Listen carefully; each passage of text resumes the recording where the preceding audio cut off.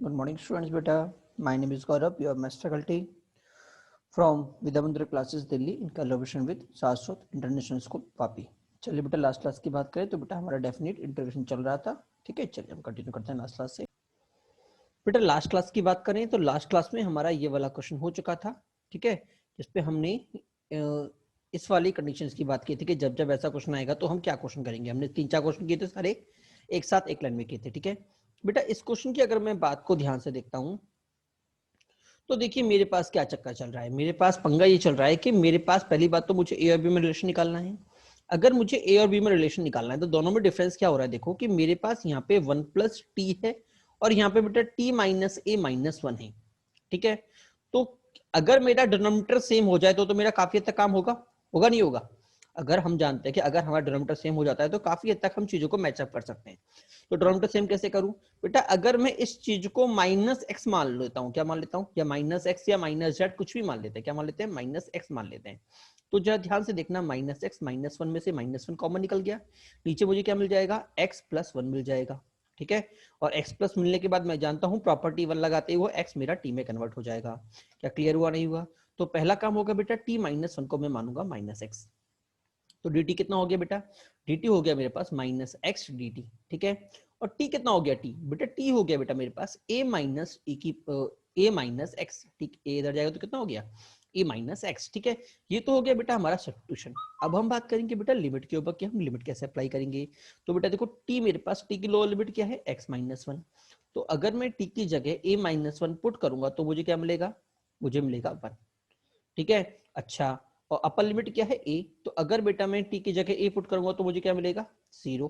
इसका मतलब जो ये वाला फंक्शन है ये क्या इसमें कन्वर्ट हो जाएगा बेटा, ये हो जाएगा 1 से लेके 0 तक e की पावर x माइनस a। ये x माइनस ए कैसे आया, क्योंकि बेटा अगर आप ध्यान से देखें तो बेटा यहाँ पे माइनस टी था, तो माइनस ए माइनस एक्स के क्या हो जाएगा, वो हो जाएगा बेटा मेरे पास x माइनस ए। ठीक है, अपॉन में माइनस एक्स प्लस 1, क्योंकि मैंने इसमें से माइनस कॉमन लिया था, क्योंकि इसको मैंने माइनस एक्स माना था, दोनों में से माइनस कॉमन लिया, तो ये हो गया माइनस। और दूसरी बात dt की जगह बेटा, dt की जगह हो जाएगा बेटा माइनस एक्स। क्या क्लियर हुआ नहीं हुआ। ठीक है, अगला काम क्या होगा, अगला बेटा मैं इसमें प्रॉपर्टी 1 एंड प्रॉपर्टी 2 दोनों एक साथ अप्लाई कर रहा हूँ। जैसी प्रॉपर्टी 1 अप्लाई करेंगे तो x की जगह t हो जाएगा, ये हो गया t, ये हो गया t, और ये हो गया t। ठीक है, ओके। दूसरी बात बेटा अगर मैं ध्यान से देखूं तो क्या मैं इसको भी तोड़ सकता हूं, क्या मैं इसको तोड़ के लिख सकता हूं, e की पावर x इंटू e की पावर माइनस ए लिख सकता हूं। इज इट क्लियर, इंटू ई की पावर माइनस है तो ई की पावर माइनस है। ठीक है, और बेटा अगर मैं प्रॉपर्टी 2 अप्लाई करूंगा तो बेटा ये जो लिमिट है बेटा वो मेरी इंटरचेंज हो जाएगी, इधर चला जाएगा 0, इधर हो जाएगा 1, और उसके चक्कर बेटा यहाँ पे आ जाएगा नेगेटिव। ये नेगेटिव इस नेगेटिव से कट गया तो बेटा मुझे क्या मिला, माइनस ए की power minus A, limit 0 to 1 ई की power T upon T plus 1 T T. जरा ध्यान से देखिएगा बेटा, यही मुझे ए दे रखा था। क्या सभी को समझ में आया नहीं आया। तो बेटा मेरे पास क्या आ गया, b is equal to 1 minus e, बेटा इसको इंप्रूव कर लीजिएगा, ये माइनस ए रहेगा। ठीक है, इंटू ए। ठीक है ना, हाँ। तो बेटा यहां से हमारा क्या निकल जाएगा, a बाई बी, या a और b का रिलेशन निकल जाएगा। क्लियर हुआ नहीं हुआ। एग्जामिनर हमसे a और b का रेशियो भी पूछ सकता है, ध्यान रखिएगा। ठीक है, हाँ, तो a और b का रेशियो पूछे तो डिवाइड मत कर देना गलती से भी कि सर डिवाइड करके ई से इन दोनों को मैं काट दूंगा। ठीक है, वो ध्यान रखिएगा। ठीक है, चलिए अगले क्वेश्चन की बात करते हैं बेटा। अगला क्वेश्चन बेटा हमें दे रखा है, if f d x n से एन प्लस 1 तक एन स्क्वायर है तो बेटा मुझे फाइंड करना है एफ डी एक्स फ्रॉम -2 से 4 तक, फ्रॉम -2 टू। बेटा अगर मैं इस क्वेश्चन की बात करूं तो देखो हमें पता है कि मेरे पास जो रिलेशन दे रखा है वो n से n प्लस 1 तक दे रखा है, मतलब इंटीजर के फॉर्म में दे रखा है। ठीक है ना, तो अगर मुझे इसका चाहिए तो बेटा इसको मुझे तोड़ना पड़ेगा। कैसे, -2 से -1 तक, फिर 1 से 0 तक, फिर 0 से 1 तक, फिर 1 से 2 तक, फिर 2 से 3 तक, और 3 से 4 तक। तो जब मैं -2 से 4 करूंगा तो देखो यहाँ पे देखना, n से n प्लस 1 में मुझे n स्क्वायर मिला था, नहीं मिला था। तो -2 से 4, -2 से -1 जाने पे मुझे क्या मिलेगा, -2 का होल स्क्वायर। इधर क्या मिलेगा, -1 का होल स्क्वायर, इधर क्या मिलेगा 0, इधर मिलेगा 1, इधर मिलेगा 2, और इधर 2 स्क्वायर, इधर मिलेगा 3 स्क्वायर। हमारा फाइनल आंसर कितना आ गया, 19। ठीक है। अगला क्वेश्चन बोल रहा है बेटा पाई से 10 pi mod sine x d x, pi से 10 pi mod sine x d x.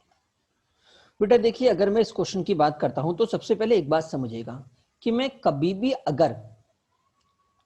अगर आपका साइन को इंटीग्रेट करता हूं 0 से लेके पाई/2 तक, ठीक है, तो मुझे क्या मिलेगा, देखो मुझे मिलेगा माइनस कॉस एक्स 0 से लेके पाई/2 तक, तो बेटा ये कितना आ गया, माइनस कॉस 1/2 माइनस कॉस 0, तो बेटा यहां से प्लस कॉस 0, तो बेटा मुझे मिल जाएगा 1। इसका मतलब कि जो मेरे साइन का जो ग्राफ होता है 0 से लेके पाई का बीच का जो ग्राफ होता है, इसका एरिया कितना होता है, 1। तो हम जानते हैं जितना 0 से लेके पाई/2 का एरिया होगा उतना ही बेटा पाई/2 से मेरा पाई तक का एरिया होगा। इसका मतलब बेटा अगर मैं साइन के एक लूप की बात करता हूं, एक लूप का मतलब ये वाला लूप, तो इसका एरिया कितना निकलेगा बेटा, 2। ठीक है। अच्छा, अगर मैं साइन की ग्राफ की बात, साइन का ग्राफ कैसा होता है बेटा, साइन का ग्राफ होता है ये वाला, इस कुछ इस तरह से,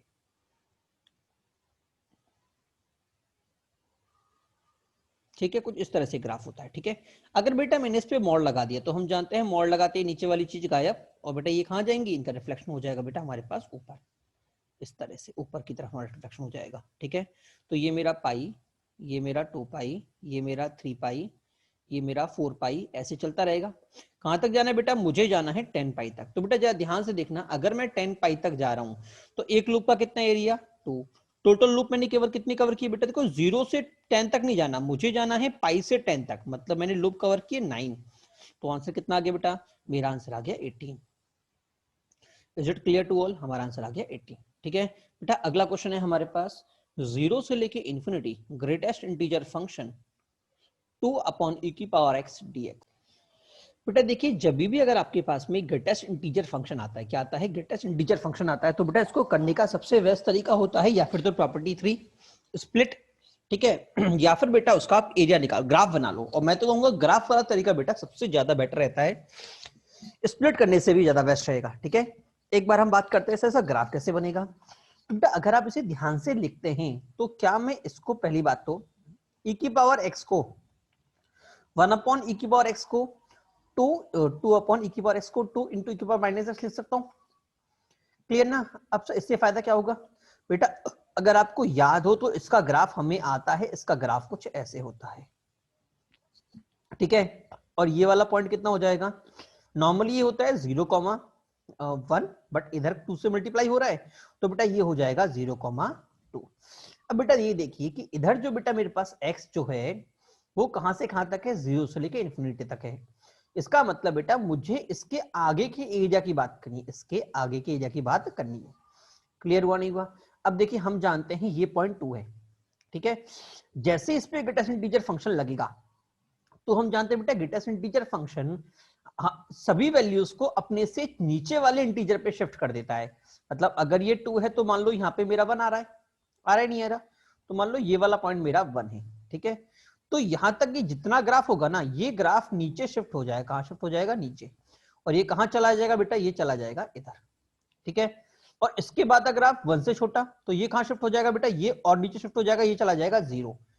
कहां चला जाएगा, 0। मतलब जो इसका ग्राफ बनेगा, ये तो ग्राफ था इसका, ठीक है, बट मैं अगर इस पे ग्रेटेस्ट इंटीजर फंक्शन चढ़ा दूं तो बेटा वो ग्राफ कुछ इस तरह बनेगा, 1 और उसके बाद 0। अब सर ये वाला पॉइंट क्या होगा, ये वाला पॉइंट क्या होगा, तो बेटा सिंपल सी बात जरा समझना, इस वाले पॉइंट पे मेरा आउटपुट क्या आ रहा है, 1 आ रहा है, तो रख दूं 2 इंटू e की power minus x equal to 1। ठीक है, तो ये कितना आ गया, 2 अपॉन e की पावर x इक्वल टू 1। तो बेटा e की पावर x कितना आ गया, 1। तो x कितना आ गया, ln2। इसका मतलब बेटा ये दूरी कितनी, ln2। ये दूरी कितनी बेटा, 1। तो आंसर कितना आ गया, integration equal to area under the curve, that is answer आ गया बेटा 2k। Is it clear to all. अब चलिए अगला क्वेश्चन भी देख लेते हैं, सेम इसी तरह से हमको एनालाइज करना है अगले क्वेश्चन को भी। अगला क्वेश्चन दे रखा है बेटा, इंटीग्रेशन ऑफ एक्स स्क्वायर 0 से √2 तक, या अभी इसको हम पेंडिंग डालते हैं, इसको थोड़ी देर बाद हम करेंगे, थोड़ी देर बाद हम करेंगे। ठीक है, चलिए आगे आते हैं। अगला क्वेश्चन बेटा हमारे पास है, if fx is equal to 0 to π/3 minimum of 10x cot x dx। ठीक है बेटा अगर आपको याद हो तो इस तरह के क्वेश्चन हमने लिमिट के अंदर भी किए थे, कंटिन्यूटी में भी किए थे, डिफरेंशिएशन में भी किए थे। पहली बात तो बेटा हमको फंक्शन को समझना होगा कि ये फंक्शन क्या कहना चाह रहा है, कि भाई इसका मतलब क्या, हम जानते हैं बेटा इसका मतलब क्या होता है कि जो छोटा रहेगा उसको हम काउंट करेंगे। तो मैं दोनों ग्राफ को एक साथ बना लूं, ये वाला ग्राफ जो होगा 0 से लेके π/2 के बीच में, ये तो हो गया कॉट का और ये हो गया साइन का। बेटा दोनों इक्वल कब होते हैं? बेटा दोनों इक्वल होते हैं π/4 पे, ठीक है ना। बट बेटा मुझे कहां से कहां तक जाना है? मुझे जाना है 0 से लेके π/3 तक, मतलब इधर तक, इधर, ठीक है। तो बेटा अगर आप ध्यान से देखें तो मुझे मिनिमम चूज करना है, तो 0 से लेके π/4 तक मिनिमम कौन है? तब तक बेटा मेरा मिनिमम है 10, और π/4 से π/3 तक मिनिमम कौन है? बेटा तब मेरा मिनिमम है कॉट। तो मैं क्या करूंगा? मैं fx को तोड़ दूंगा, 0 से लेके π/4 तक 10 आएगा और π/4 से π/3 तक कॉट आएगा। Is it clear to all? बेटा देखिए क्वेश्चन की खास बात समझिएगा कि ग्रेटेस्ट इंटीजर फंक्शन मेरे अंदर दे रखा है और पंगा ये है कि 10 की वैल्यू को 0 से लेके π/3 तक कितनी जाती है हम जानते हैं, काफी ऊपर तक जाती है, कई सारे इंटीजर आने वाले हैं, ठीक है ना। तो बेटा इसको करने के मेरे पास दो तरीके होंगे, या फिर तो हम ग्राफ देख लें, ठीक है। एक तरीका मैं भी आपको यहां समझाता हूं, फिर हम दूसरे तरीके की बात करेंगे। जैसे देखो अगर मैं अंदर वाले फंक्शन को t मानता हूं तो मुझे क्या मिलेगा बेटा? मुझे मिल जाएगा sec² dx is equal to dt upon √3।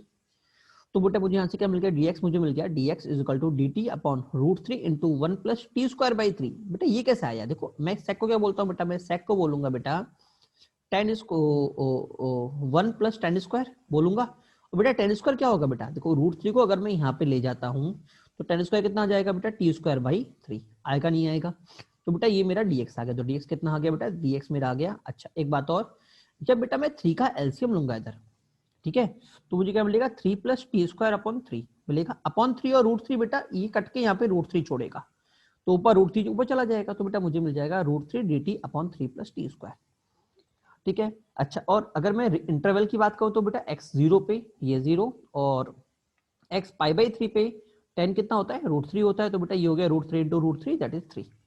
तो बेटा मेरे पास जो क्वेश्चन बन गया वो बन गया, √3 मेरा बाहर निकल गया, 0 से लेके 3 greatest integer t dt upon 3t²। तो बेटा एक बात ये बहुत काम की चीज समझिएगा जरा यहाँ पे कि देखो ग्रेटेस्ट इंटीजर फंक्शन को या फिर तो अगर मैं तोड़ सकता हूं तो तोड़ लो, कोई हर्ज की बात नहीं है। अगर हम उसे तोड़ सकते हैं तो फंक्शन को तोड़ लो, ठीक है ना।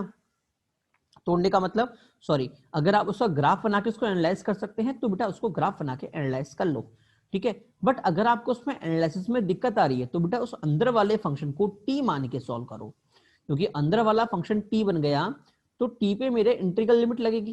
तो एक बात सोचना कि 0 से लेके 3 में टी कैसे टूटेगा?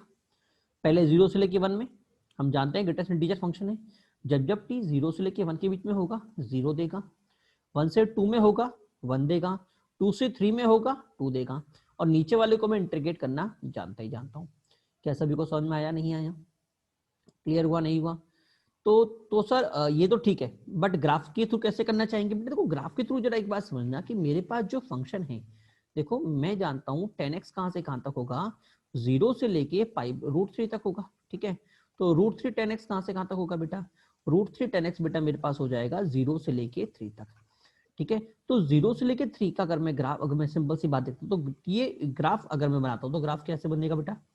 इसका ग्राफ कुछ इस तरह से जाएगा, जाएगा नहीं जाएगा, ठीक है। और मान लो ये मेरा है π/3, तो यहाँ पे वैल्यू कितना देगा बेटा? यहाँ पे वैल्यू बेटा मुझे देगा ये 3, ठीक है। अब ये ग्राफ कितने टाइम टूटेगा? एक बार टूटेगा 2 पे और एक बार टूटेगा 1 पे, ठीक है। तो बेटा मुझे √3 10x को एक बार 1 डाल के सॉल्व करना पड़ेगा, तो 1 डाल के सॉल्व करोगे तो आपका इजीली निकल जाएगा π/6, कोई दिक्कत की बात नहीं आएगी, ठीक है।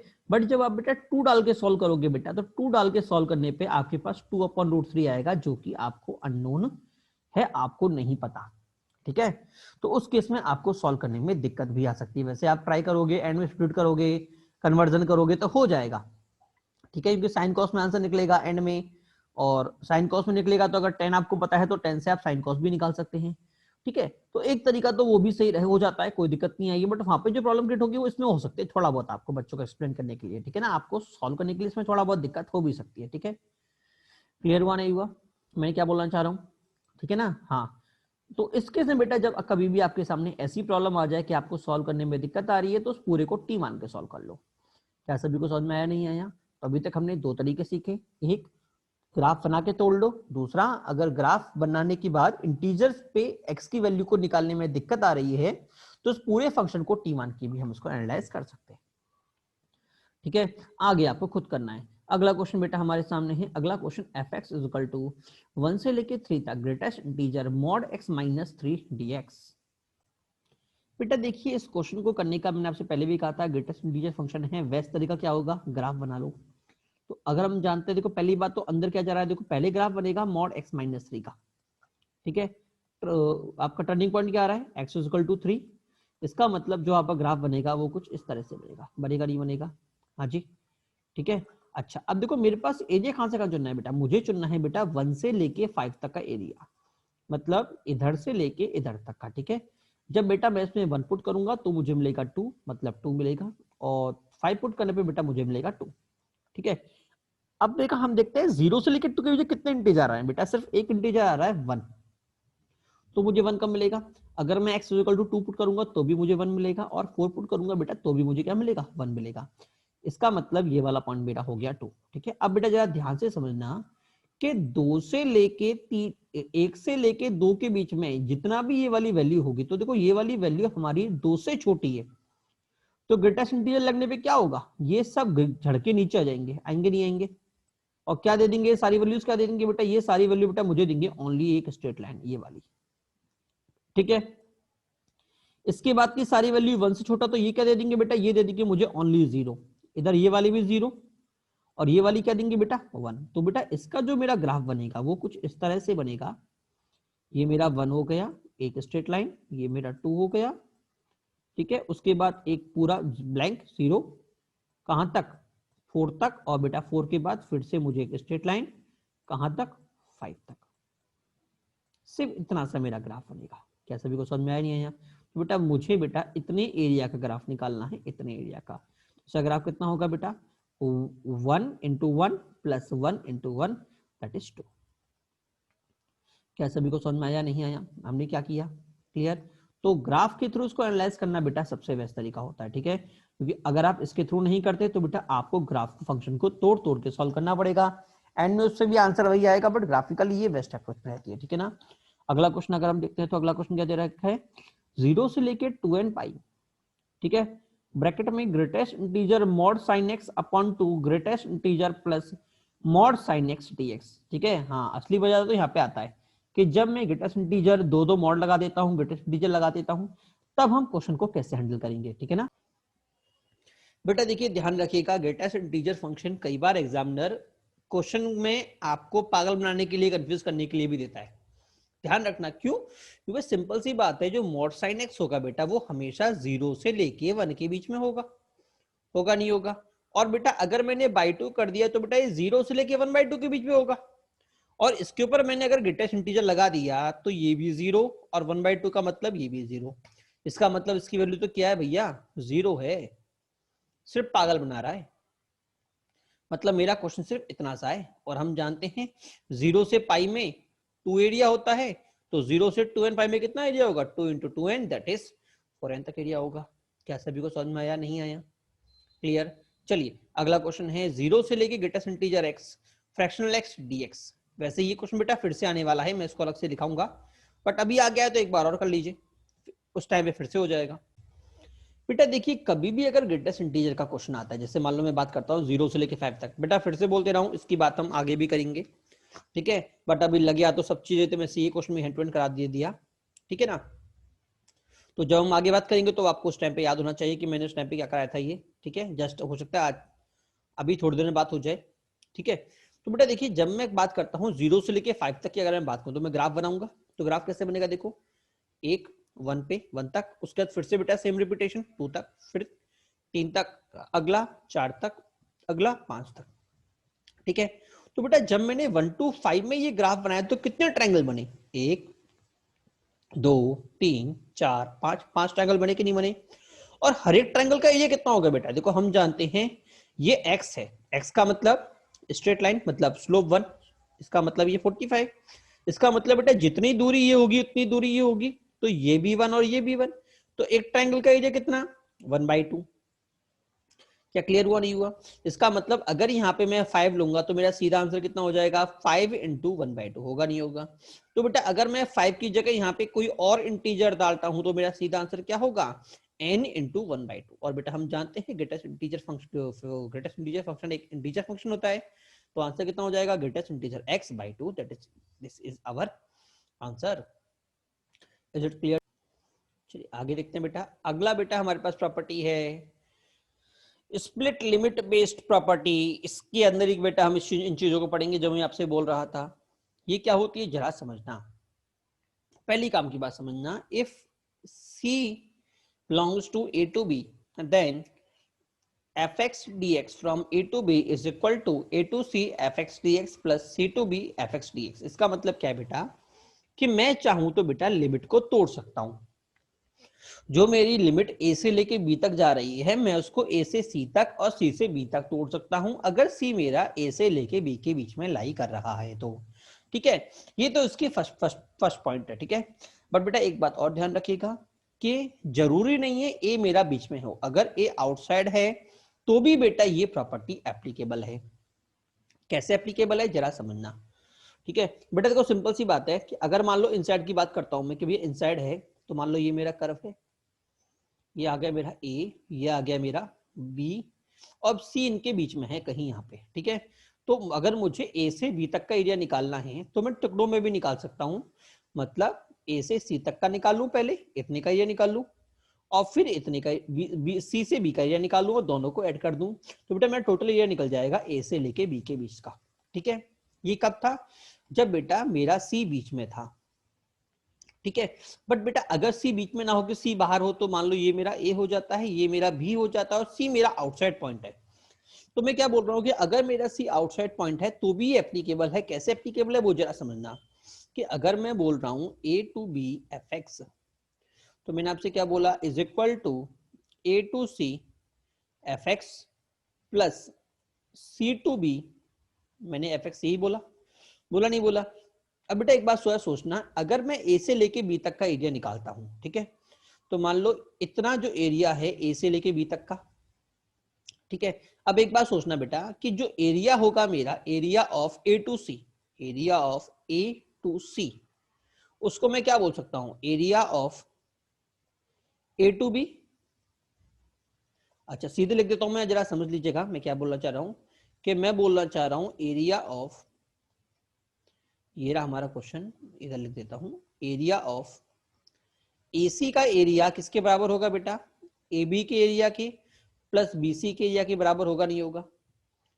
तो क्या मैं AB के एरिया को लिख सकता हूं AB का area is equal to AC का एरिया माइनस BC का एरिया? लिख सकता हूं नहीं लिख सकता? अब इधर आप ध्यान से देखें तो देखो AB का एरिया मतलब integration of fx from A to B, कोई दिक्कत की बात नहीं है। और उसके बाद AC का एरिया तो integration of A to C dx, sir ये भी कोई दिक्कत की बात नहीं है। पंगा कर रहा है ये C to B fx, ये तो हमारा पॉजिटिव है बट ये हमारा नेगेटिव है। तो बेटा अगर आप ध्यान से देखें तो B मेरा पहले आ रहा है, C मेरा बाद में आ रहा है। तो अगर मुझे एरिया BC का निकालना है तो मुझे लिमिट को B से C तक करना पड़ेगा, और जैसे मैं लिमिट चेंज करूंगा तो यूजिंग प्रॉपर्टी 2 यहाँ पे साइन क्या हो जाएगा? मेरा प्लस से नेगेटिव हो जाएगा, और मुझे क्या मिल जाएगा? यही चीज मिल जाएगी माइनस BC। क्या सभी को क्लियर हुआ नहीं हुआ? तो ये हो गया इसका सिंपल सा प्रूफ। ठीक है, अब दूसरी बात बेटा ये, हाँ पहले एक क्वेश्चन कर लेते हैं। क्वेश्चन बेटा आपके सामने है, if fx dx from -1 to 4 is equal to 4 and 3 minus fx dx from 2 to 4 is equal to 7, then 2 to fx dx 2 to -1 is question mark. ये आपको फाइंड करना बेटा। देखिए अगर मैं क्वेश्चन की बात करूं तो बेटा मुझे निकालना है 2 से लेके -4 तक का, 2 से लेके -1 तक, बट जो रिलेशन दे रखा है बेटा वो मुझे 4 तक दे रखा है। किसमें दे रखा है? 4 तक। मतलब मेरा C जो है 4 है वो क्या है? Outside to -1 to 4। तो मैं कैसे लिखूंगा? मैं करूंगा बेटा, अगर मैं बोलता हूं इसको स्टम में, तो 0 से लेके -1 तक dx fx dx is equal to कितना हो जाएगा बेटा? पहले 0 से लेके 4 तक प्लस में 4 से लेके -1 fx dx तक, होगा नहीं होगा? अब हम बात करें तो बेटा -1 से 4 तक की वैल्यू मुझे पता है 4 है, ठीक है। बट बेटा ये -1 से 4 है और बेटा इधर मुझे 4 to -1 दे रखा है। तो मेरा पहला काम तो क्या होगा कि भैया मैं इसकी लिमिट को इंटरचेंज कर दूं। क्या कर दूं? लिमिट को इंटरचेंज करूंगा इससे प्रॉपर्टी नंबर 2 से। ठीक है, तो जैसी लिमिट इंटरचेंज होगी बेटा ये कितना हो जाएगा बेटा, ये 4 की जगह कितना हो जाएगा बेटा, ये 4 की जगह हो जाएगा -4। क्लियर हुआ नहीं हुआ? अच्छा, अब हम बात करेंगे बेटा 2 से लेके 4 की। 2 से लेके 4 की, तो बेटा 2 से लेके 4 में हमारे पास ये वाला रिलेशन ऑलरेडी गिवन है। तो अगर मैं इसको यूज करूंगा 2 से लेके 4, 3fx dx, तो लिखूंगा इसको मैं 3x 2 से लेके 4 तक माइनस 2 से लेके 4 तक fx इज इक्वल टू 7 लिखूंगा, नहीं लिखूंगा? तो बेटा यहाँ से मुझे क्या मिल गया, देखो ये इधर भागेगा, ये इधर भागेगा, और बेटा इधर मुझे क्या मिलेगा, देखिए बेटा इधर से बेटा मुझे वैल्यू मिलने वाली है 3 × 4 12 माइनस 3 × 2 6। तो बेटा इधर से मुझे वैल्यू मिलने वाली है 6। तो 6 - 7 कितना हो जाएगा, -1। क्लियर हुआ नहीं हुआ? इसका मतलब इसकी वैल्यू -1, इसकी वैल्यू -4, तो आंसर कितना आ गया, -1 - 4 that is -5। Is it clear to all? चलिए आगे चलते हैं।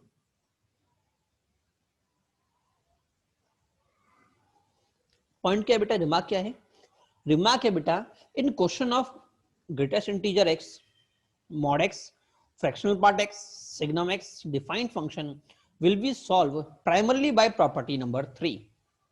बेटा एक बात ध्यान रखिएगा कि अगर इनमें से कोई भी आपके पास आ रहा है mod function, greatest integer function, fractional part function, signum function या डिफाइंड फंक्शन बेटा, तो सबसे पहले जो आपकी प्रॉपर्टी आपके दिमाग में आनी चाहिए वो बेटा प्रॉपर्टी नंबर 3 है।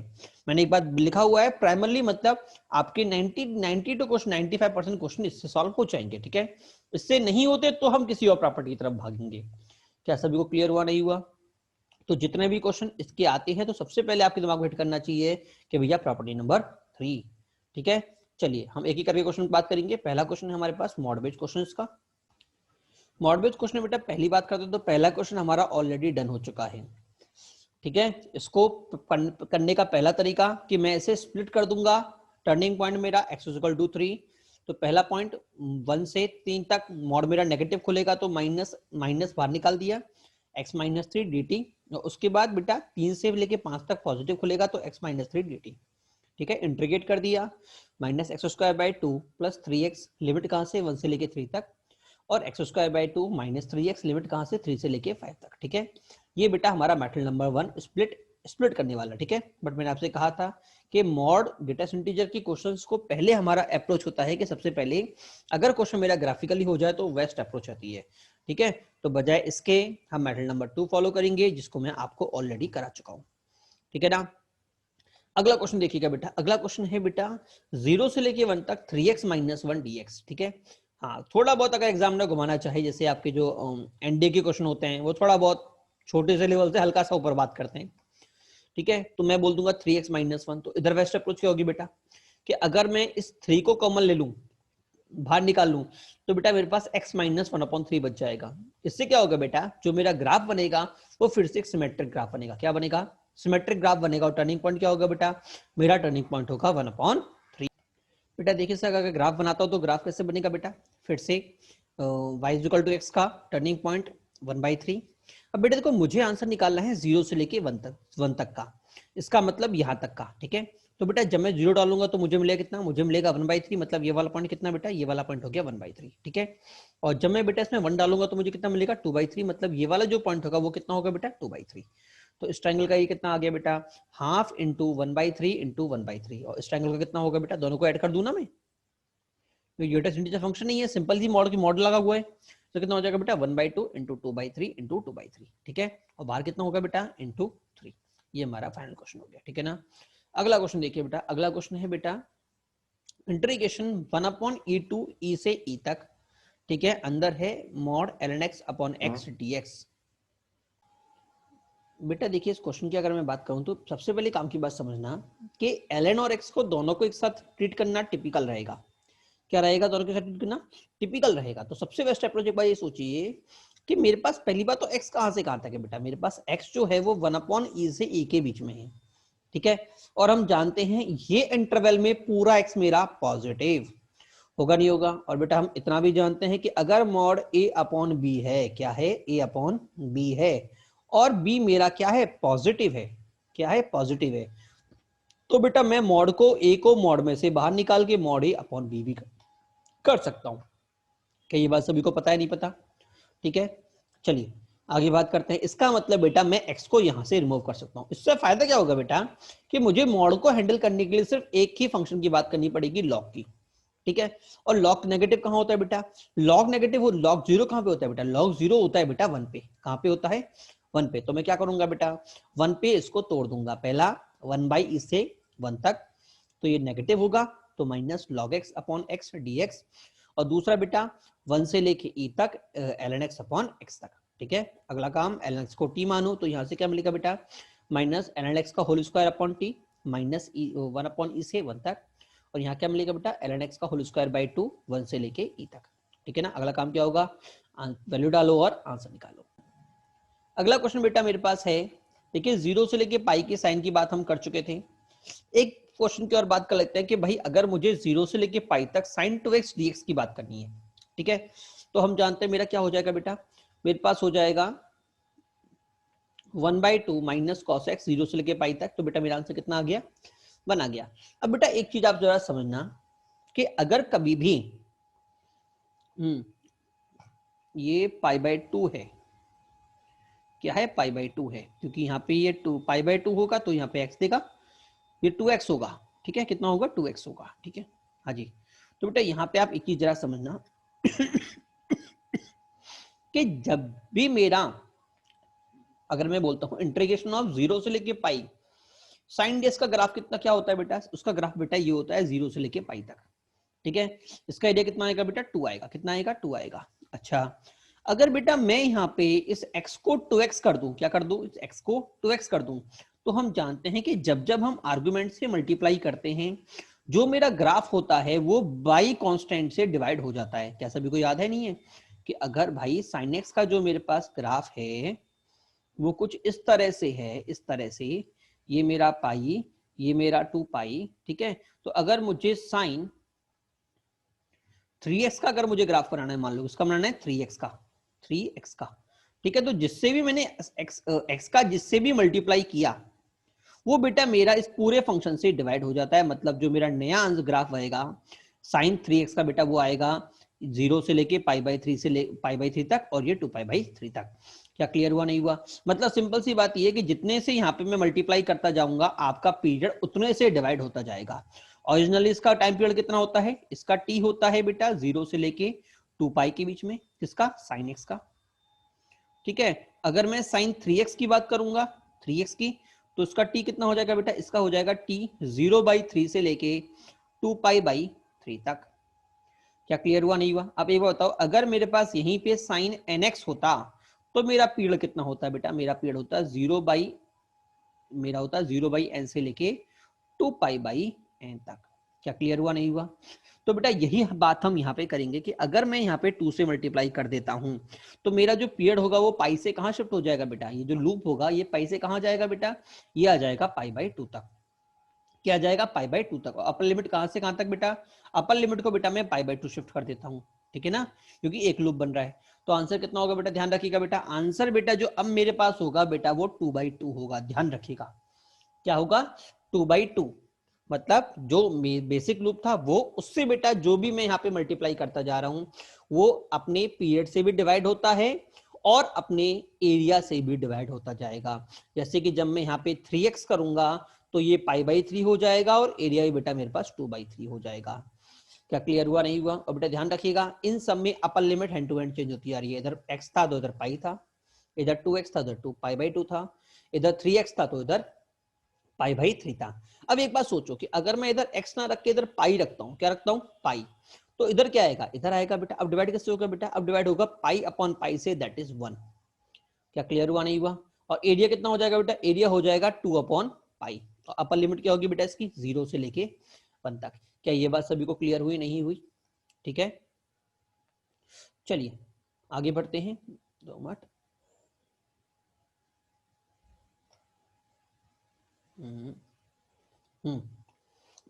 इसका मतलब मैं सीधी बात बोल सकता हूं कि अगर इधर nx होगा तो इधर क्या होगा, π/n।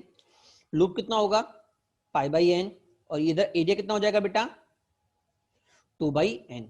क्या सभी को समझ में आया, नहीं आया? पहला क्वेश्चन बेटा हमारे पास है 0 से लेके 1 तक, साइन 2 पाई एक्स dx, साइन 2 पाई एक्स dx। बेटा देखिए अगर मैं बात करता हूं तो मैंने आपसे अभी भी कहा था कि जब जब मैं इसका इससे मल्टीप्लाई करूंगा तो मुझे यहाँ पे क्या हो जाएगा बेटा, मेरा लूप जो होगा वो क्या हो जाएगा, पहले ओरिजिनल का 0 से लेके 2 पाई तक लूप होता है, तो इसका लूप क्या होगा बेटा, 0 से लेके पाई अपॉन 2 पाई तक का, दैट इज मेरा लूप कहां से बनेगा बेटा, मेरा लूप बनेगा 0 से लेके 1 अपॉन 2 तक। ठीक है, और मुझे कितना निकालना है बेटा, 0 से लेके 1 बनाना है। इसका मतलब कितने लूप बनेंगे बेटा, 2 लूप, एक लूप 0 से लेके 1/2 तक, दूसरा लूप बेटा 1/2 से 1 तक। ठीक है, मॉड है तो दोनों पॉजिटिव रहेंगे, दोनों ऊपर रहेंगे। ठीक है, अब एक लूप का एरिया कितना होगा बेटा, एक लूप का एरिया होगा बेटा 2/2 पाई, इसका भी 2/2 पाई, दोनों को ऐड कर दो, आंसर कितना आ गया, 2/पाई। ठीक है, अगला क्वेश्चन है बेटा मेरे पास, अगला क्वेश्चन है -1 से 3/2 तक, ये कितना लिखा हुआ है, ये लिखा हुआ है -1 से 3/2 तक मॉड में x sine pi x dx। बेटा जेई का क्वेश्चन है, काफी अच्छा। बेटा देखिए अगर हम इस क्वेश्चन की बात करते हैं तो पहली बात तो देखो उसमें फिर से बेटा 2 फंक्शन है। ठीक है, तो पहली बात तो मेरा लूप कहां से कहां तक चलेगा बेटा, मेरी बात अगर मैं साइन की बात करता हूं तो साइन का लूप कहां से कहां तक चलेगा बेटा, साइन का लूप चलेगा 0 से लेके पाई अपॉन पाई तक, दैट इज 1 तक। ठीक है, ये इसका एक लूप होगा। तो देखो मेरे पास ग्राफ क्या है, -1 से 3/2 तक जाना है। ठीक है, तो इसका मतलब जो ग्राफ बनेगा वो कुछ इस तरह से बनेगा। देखो ये मेरा जो ग्राफ हो गया वो ये हो गया साइन का, साइन का कौन सा, साइन का साइन पाई एक्स का, साइन पाई एक्स का ये ग्राफ हो गया। ठीक है, ये 0 होगा, ये 1 होगा। मुझे कहां से कहां तक जाना है बेटा, मुझे जाना है -1 से 3/2 तक। तो -1 कहां होगा बेटा, -1 यहाँ पे होगा। ठीक है, और 3/2 बेटा कहीं इधर होगा। ठीक है ना, अब बेटा जैसे ही मैं इस पे मोड़ लगाऊंगा तो देखो ये वाला ऊपर और इतना जोन इतना ऊपर, तो बेटा एक ग्राफ कितनी बार टूटा, पहला हुआ बेटा -1 से 0 तक, दूसरा हुआ 0 से 1 तक, और तीसरा हुआ बेटा 1 से 3/2 तक। क्या सभी को समझ में नहीं आया, तो मैं पहला जोन ले रहा हूं -1 से 0 तक, दूसरा 0 से लेके 1 तक, और तीसरा 1 से लेके 3/2 तक। ठीक है, तो बेटा जब मैं -1 से 0 की बात करूंगा तो इस केस में मेरा sine pi x negative, sine pi x negative. ठीक है, और ये नेगेटिव, और बेटा हम जानते हैं -1 से 0 तक एक्स भी क्या होगा, नेगेटिव। तो बेटा नेगेटिव इंटू नेगेटिव क्या हो गया बेटा मेरे पास, ओवरऑल, ओवरऑल क्या हो गया, ओवरऑल हो गया बेटा मेरे पास पॉजिटिव। इसका मतलब मॉड कैसे खुलेगा, डायरेक्ट पॉजिटिव खुल जाएगा। क्या सभी को समझ में आया नहीं आया, जब मैं 0 से लेके पाई में था तो 0 से लेके पाई में देखो साइन मेरा पॉजिटिव और एक्स भी मेरा पॉजिटिव, तो बेटा फिर से क्या खुलेगा, फिर से बेटा ये पॉजिटिव खुलेगा। क्या क्लियर हुआ नहीं हुआ, बट बेटा जब मैं 1 से लेके 3/2 पे गया तो देखो इतने जोन में एक्स तो मेरा पॉजिटिव है, बट जो साइन का ग्राफ वो कहां होगा, नीचे, मतलब साइन मेरा क्या होगा, नेगेटिव। तो ये ओवरऑल क्या हो गया बेटा, ओवरऑल हो गया ये नेगेटिव, मतलब बाहर क्या जाएगा, नेगेटिव। क्लियर हुआ नहीं हुआ, तो मैं क्या करूंगा, मेरे पास फंक्शन क्या आ चुका है, मेरे पास आ चुका है -1 से 1 तक। अच्छा अब देखो दोनों चीज बिल्कुल सेम है, सेम है कि नहीं है, बिल्कुल सेम है, तो उसको मर्जअप कर दूं पूरे ग्राफ को। तो मर्जअप करते मुझे कितना मिल गया, मुझे मिल गया -1 से 1 तक x sine pi x dx, minus में 1 से लेके 3/2 तक। ठीक है, अगला काम क्या होगा, इसको डिफरेंशिएट कैसे करेंगे बेटा, अगर आपको याद हो तो बेटा हमने आपको बताया था कभी भी अगर ट्रिग्नोमेट्री और अलजेब्रा आपस में मल्टीप्लाई हो रहे हो तो हम कैसे डिफरेंशिएट करते, वो इंटीग्रेट कैसे करते हैं बेटा, सक्सेसिव इंटीग्रेशन के थ्रू। किससे बेटा, सक्सेसिव इंटीग्रेशन मैंने आपको ट्रिक बताई थी। ठीक है, सबसे पहले x कांस्टेंट साइन का इंटीग्रेशन कितना हो गया, -cos पाई एक्स अपॉन पाई, उसके बाद पहले प्लस था फिर माइनस था तो माइनस में x का तो डिफरेंशिएशन तो ये हो गया 1, और इसका इंटीग्रेशन, इसका इंटीग्रेशन क्या होगा बेटा, देखो माइनस तो ऑलरेडी है तो माइनस, कॉस का कितना हो गया साइन पाई एक्स, ठीक है, अपॉन पाई, और एक पाई ऑलरेडी था तो मुझे कितना मिल गया बेटा, sine pi x upon x square. कहां से, -1 तक वहां तक, सेम इसका भी होगा, बट लिमिट कहां होगी बेटा, 1 से लेके 3/2 तक। ये मेरा फाइनल आंसर आ गया। क्या क्लियर हुआ नहीं हुआ, चलिए आगे बढ़ते हैं। अगला क्वेश्चन हेडिंग है बेटा हमारे पास ग्रेटेस्ट इंटीजर और फ्रैक्शनल पार्ट बेस्ड क्वेश्चन। ठीक है, पहला क्वेश्चन हम ऑलरेडी कर चुके थे। नहीं, हमने ये वाला क्वेश्चन फ्रैक्शनल पार्ट में किया था, कहां पे किया था, फ्रैक्शनल पार्ट में किया था। ठीक है, अब इसको ग्रेटेस्ट इंटीजर में करके देखते हैं क्या करेंगे। बेटा देखो हम जानते हैं फ्रैक्शनल पार्ट मेरा टूटता है इंटीजर्स पे, तो 0 से लेके 5 के जो कौन कौन सा इंटीजर आएगा, पहला आएगा 0 से लेके 1 में, तो जब जब मेरा x 0 से लेके 1 होगा, कहां से कहां तक होगा, 0 से लेके 1 तक, तो ग्रेटेस्ट इंटीजर x क्या होगा बेटा, वो होगा मेरा 0, तो ये हो गया 0 इंटू डी एक्स। अगला 1 से लेके 2 तक, तो उसमें x क्या होता है, 1 से लेके 2 में x क्या होता है, ग्रेटेस्ट इंटीजर x क्या देगा बेटा मुझे, 1 देगा बेटा, ये हो गया 1। 2 से लेके 3 में देगा 2, 3 से लेके 4 में देगा 3, 4 से लेके 5 में देगा 5, 4। क्लियर हुआ नहीं हुआ, तो आंसर कितना आ गया देखो, ये यहाँ से बार निकला 2 - 1, यहाँ से 2 बाहर निकला 3 - 2, यहाँ से 3 बार निकला 4 - 3, और बेटा यहाँ से 4 बाहर निकला 5 - 1। इसका मतलब मेरा आंसर क्या आ गया, 1 + 2 + 3 + 4 + 4 दैट इज 10। ठीक है, तो बेटा यहां से हम एक सिंपल सा रिमार्क भी बोल सकते हैं कि अगर कभी भी मुझे ग्रेटेस्ट इंटीजर फंक्शन 0 से n dx निकालना है, इसका मतलब क्या होगा, इसका मतलब होगा 0 + 1 + 2 अप टू n - 1 तक। यहाँ पे 5 था तो 4 आया था, तो यहाँ पे क्या होगा n - 1 तक। ठीक है, तो सम कितना आ गया, सम क्या होता है, number of term n - 1 into n + 1/2, तो n - 1 इंटू n - 1/2, तो बेटा मेरे पास आ गया n इंटू n - 1/2। ये हो गया हमारा सीधा डायरेक्ट रिमार्क। ठीक है, लिख के इस पे अंडर मतलब डिब्बा बना लेना। ठीक है ना। अगला क्वेश्चन की अब बात करें तो बेटा सिंपल सा थोड़ा सा मैं हल्का क्वेश्चन बात कर रहा हूँ कि 0 से अगर यहाँ पे 11 ना होगे 11.7 ग्रेटेस्ट इंटीजर ऑफ x होता तो हम कैसे करते, क्या क्लियर हुआ नहीं हुआ बेटा। देखो क्या करूंगा, मैं इसको तोड़ दूंगा, पहले कहां से कहां तक मैं इसको तोड़ूंगा 0 से लेके 11 तक, और अगला तोड़ूंगा बेटा 11 से लेके 11.7 तक। ठीक है, अच्छा तो सर कैसे करूंगा, तो बेटा ये हो गया, इसके लिए तो हो गया 11 इंटू 10/2, और इसके लिए क्या होगा बेटा, इसके लिए ये क्या टूटेगा बेटा, अगर मेरा x मेरा 11 से बिलोंग्स कर रहा है 11 से 11.7 के बीच में, तो बेटा x क्या दे देगा बेटा, वो दे देगा मुझे 11, ये क्या दे देगा 11, तो 11 मेरा बाहर निकल गया, अंदर क्या रह जाएगा ओनली 1, और 1 का डिफरेंशियल कितना होता है x, और x पे लिमिट कहां से कहां तक 11 से लेके 11.7 तक, तो आंसर कितना आ गया 11 into 5 into 11 into 10/2 plus 11 into 0.7। Clear. अगला क्वेश्चन देखिएगा बेटा, ये वाला क्वेश्चन हम डील कर चुके थे बेटा 0 से लेके पाई तक। तो बेटा यहाँ पे एक रिमार्क और देखिए, अगर एक क्वेश्चन और देखिएगा कि अगर मैं मान लो मैं क्वेश्चन बोलता हूँ 0 से लेके n greatest integer x dx upon 0 से लेके n fractional part x dx तक, उसका आंसर हम जानते हैं n इंटू n - 1/2।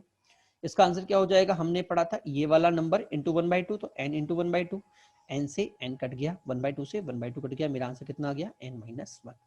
ठीक है, अब बेटा एक रिमार्क जरूर समझना कि कभी भी अगर फ्रैक्शनल पार्ट 0 to n अगर आता है तो आंसर कितना होगा n/2 होगा। ठीक है, अब फिर से वही चीज मैं आपसे यहाँ पे बोली थी कि अगर यहाँ पे मेरे पास क्वेश्चन को मैं चेंज कर दूं 0 से लेके 11.7 कर दूं और ग्रेटेस्ट इंटीजर x कर दूं, अब मेरे पास क्या आंसर आएगा, क्योंकि ये सेम चीज हमने उसमें किया, किसमें किया था, ग्रेटेस्ट इंटीजर में किया था, अब हम कर रहे हैं फ्रैक्शनल पार्ट में। बेटा देखो अगर मैं इस क्वेश्चन की बात करूं तो पहली बात तो बेटा मैं इसको तोड़ूंगा इंटीजर तक, पहला होगा 0 से लेके 11 फ्रैक्शनल पार्ट x, इसका आंसर कितना हो जाएगा बेटा सीधे 11 इंटू 1/2। ठीक है ना। बेटा इधर हम बात करें तो बेटा ये जाएगा बेटा 11 से 7.5 तक। ठीक है, तो बेटा हम तो जानते हैं फ्रैक्शनल पार्ट का जो ग्राफ होता है वो हमेशा ऐसे ही जाता है, हमेशा की हमेशा ऐसे ही जाएगा, नहीं जाएगा, फिर आगे फिर आगे, तो कभी ना कभी इधर 11 भी आएगा, आएगा नहीं आएगा, तो थोड़ा मैं बड़ा ग्राफ बना देता हूं उसके लिए। ठीक है, ये मान लो ये ग्राफ हो गया, ये था मेरा 11।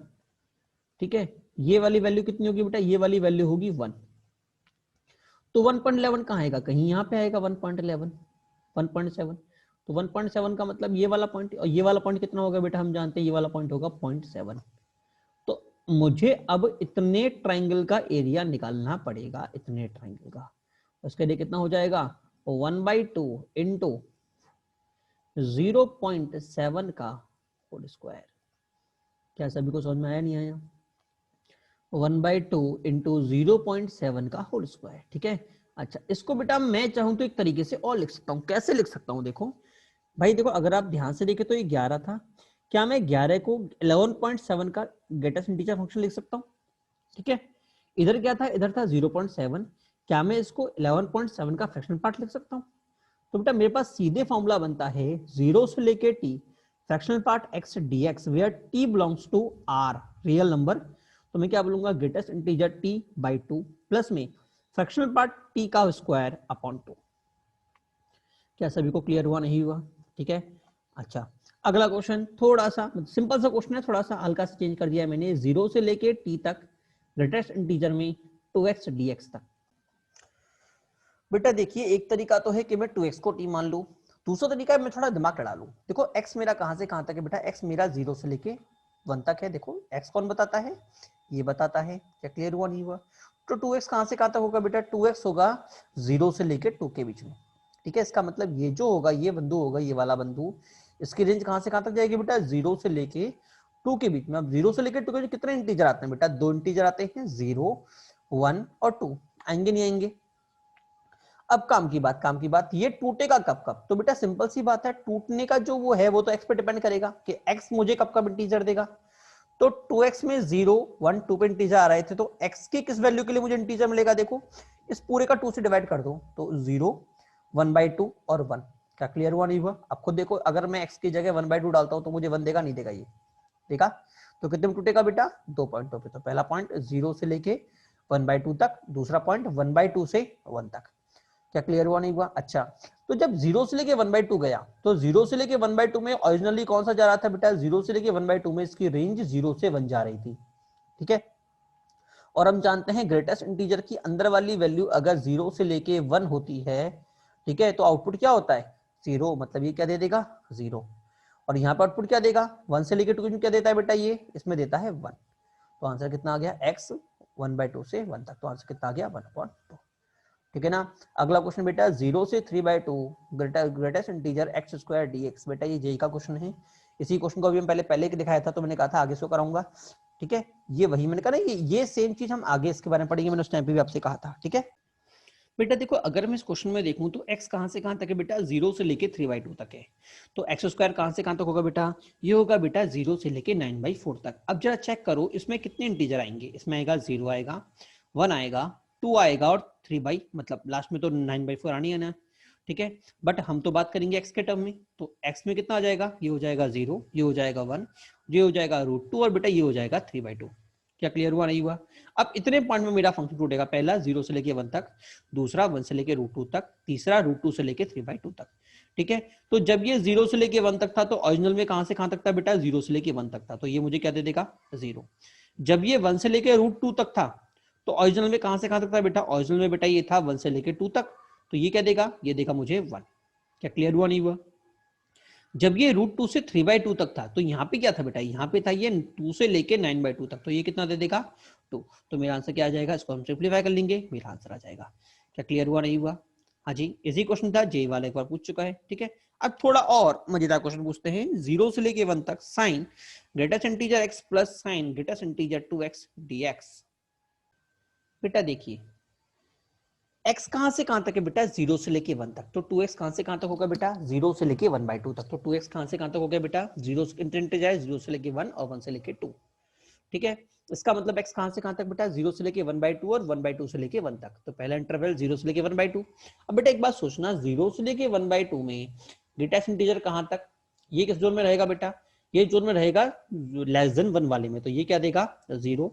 ये भी किस में रहेगा, लेस देन 1 वाले में, तो ये भी क्या देगा, 0। तो ये हो गया sin 0 दैट इज 0। ठीक है, इधर हम बात करते हैं बेटा, ये क्या होगा बेटा, देखो ये क्या देगा, सिंपल सी बात है, जब मैं इससे लेकर इंटरवल में होऊंगा तो ग्रेटेस्ट इंटीजर x के लिए अभी भी 1 से छोटे के जोन में हूं, तो ये क्या दे देगा मुझे, ये दे देगा 0। और ये क्या देगा बेटा मुझे, ये देगा मुझे, क्या देगा, ये देगा बेटा मुझे 1, क्योंकि ये किस जोन में चला गया, ये इस वाले जोन में चल, ये कितना दे देगा, 1। तो बेटा मेरा 1 बाहर आ गया, मुझे क्या मिल गया, sin 1/1।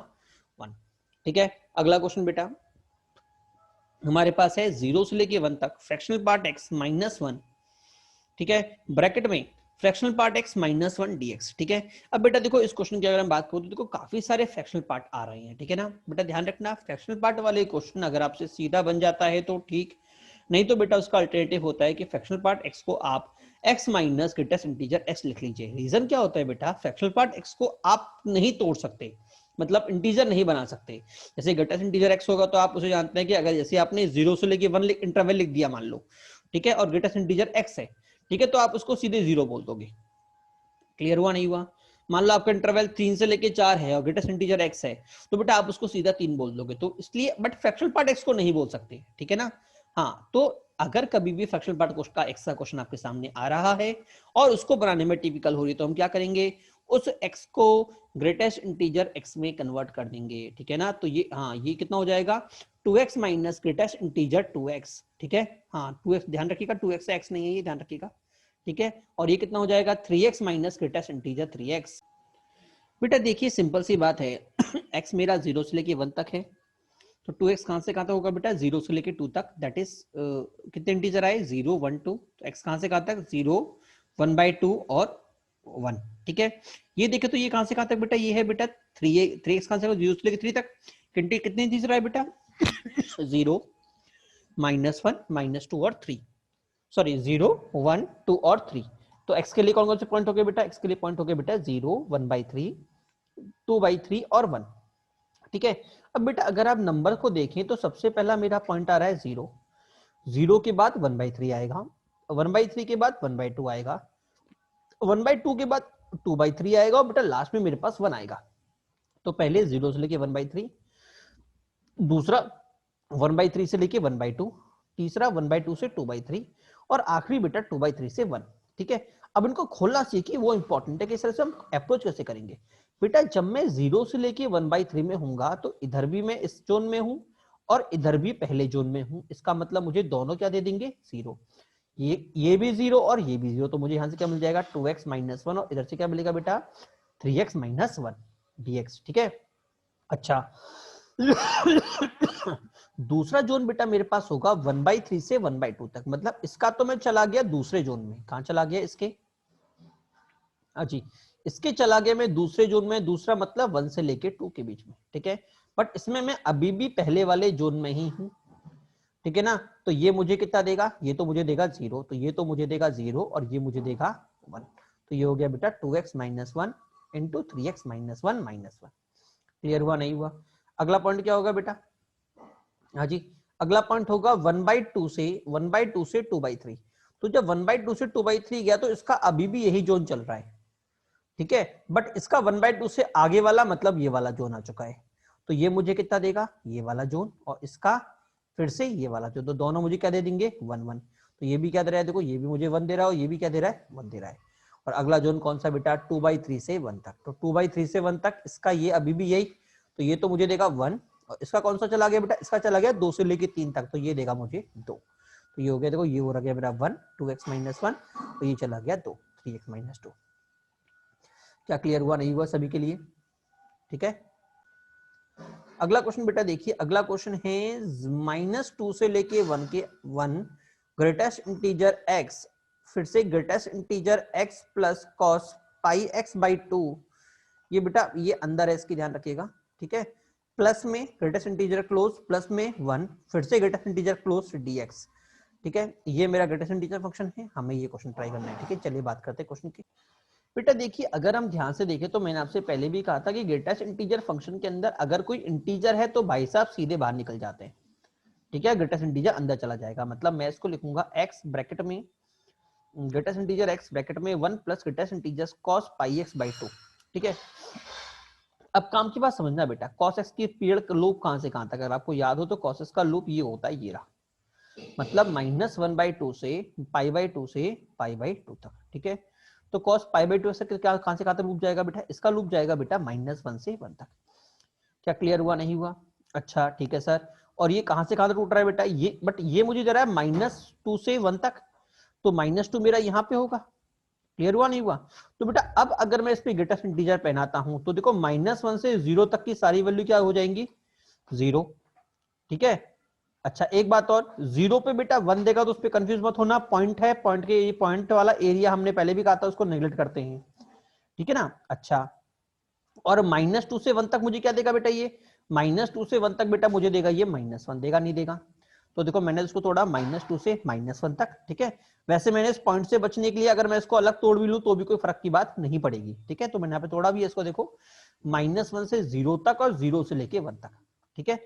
तो अब देखिए ये तो 1 रहेगा, ये वाला बिंदु -2 से -1 तक -1 होगा और बाकी -1 से 0 तक 0 और 0 से 1 तक भी 0। तो बेटा ये आ गया मेरे पास cos 1 - 1, सॉरी x 1 - 1, इधर आ गया x 1 + 0, इधर आ गया x 1 + 0।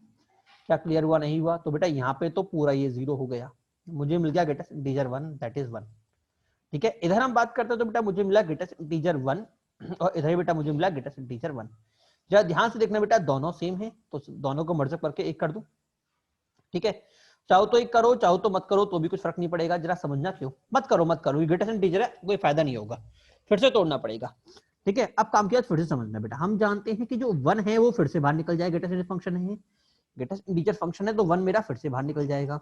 तो कौन रह गया, सिर्फ ग्रेटेस्ट इंटीजर x। तो अब आप बताना, जब मैं -1 से 0 होऊंगा तो ये मुझे क्या देगा, ग्रेटेस्ट इंटीजर x बेटा, ये मुझे देगा -1, क्या देगा, -1, ठीक है। अच्छा, जब ये 0 से लेके 1 होगा तो ये मुझे क्या देगा, 0। थोड़ा बेटा इसको इंप्रूव कर लीजिएगा, शायद मैंने गलत लिख दिया है, ठीक है। इसमें क्या देगा, 0। तो यहाँ पे मिला -1 + 1 दैट इज 0, और यहाँ पे क्या मिलेगा, 0 + 1 दैट इज 1। क्या सभी को समझ में आया, नहीं आया, ठीक है, क्लियर हुआ नहीं हुआ? चलिए आगे देखता है बेटा। आगे बेटा हमारे पास एक रिमार्क है, इसको आप याद रख लीजिए। रिमार्क क्या है, 0 से लेके 2π तक अगर mod a sin x + -b cos x dx होगा तो बेटा इसका आंसर होता है 4 में a² + b², ठीक है। और अगर 0 से लेके पाई मॉड के अंदर a sin +-b cos x dx होगा तो बेटा इसका आंसर होता है 2 में x² + a² + b²। क्लियर हुआ नहीं हुआ? करने का तरीका क्या होगा बेटा, बेटा करने का तरीका बेटा यही होगा।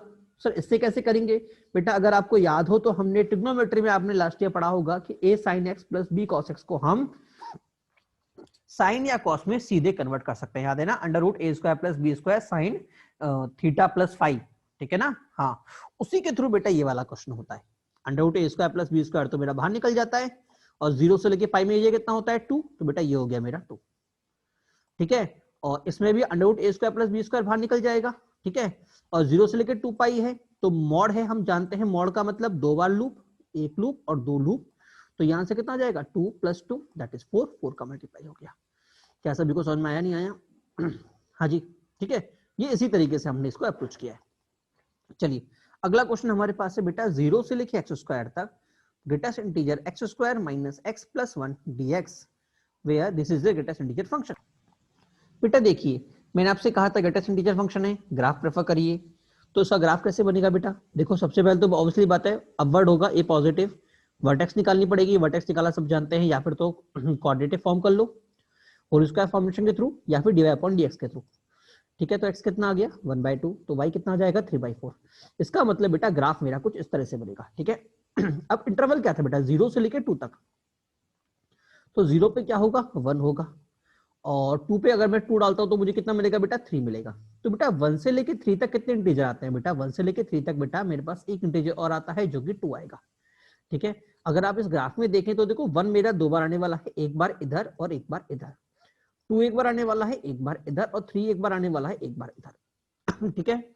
तो 1 के लिए पहली बात तो 1 के लिए निकालोगे तो इसको पूरे को 1 डाल दें, तो x कितना आ गया बेटा, x आ गया 0 और 1, इसका मतलब 0 तो ये वाला पॉइंट और 1 बेटा मेरा ये वाला पॉइंट, ठीक है। अच्छा अगला पॉइंट क्या निकालेंगे बेटा, अगला पॉइंट निकालेंगे बेटा हम 2, 1 निकल चुका है तो मैं 2 रख देता हूं, तो मुझे क्या मिलेगा, x² - x - 1, तो सीधाचार है, तो x कितना आ गया, ±√5/2, आया नहीं आया?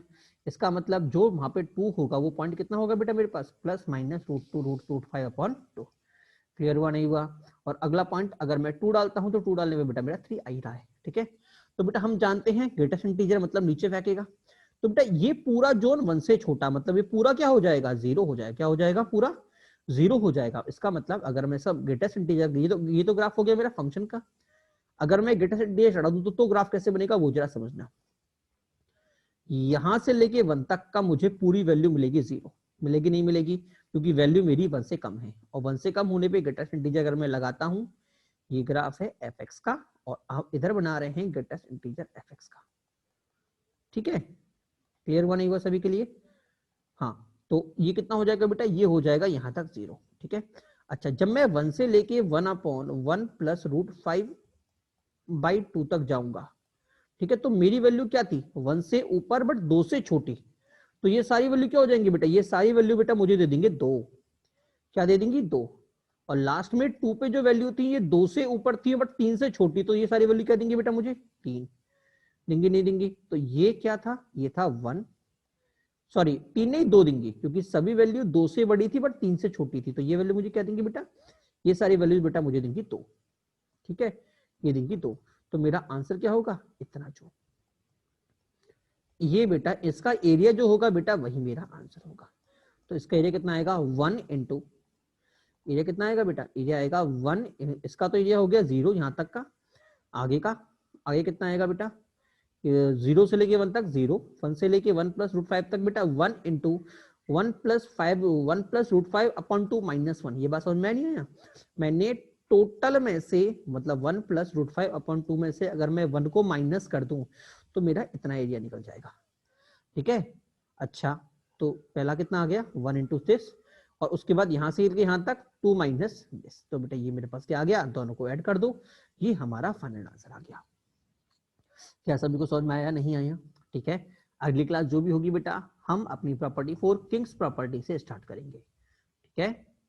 चलिए, ओके, बाय टू ऑल।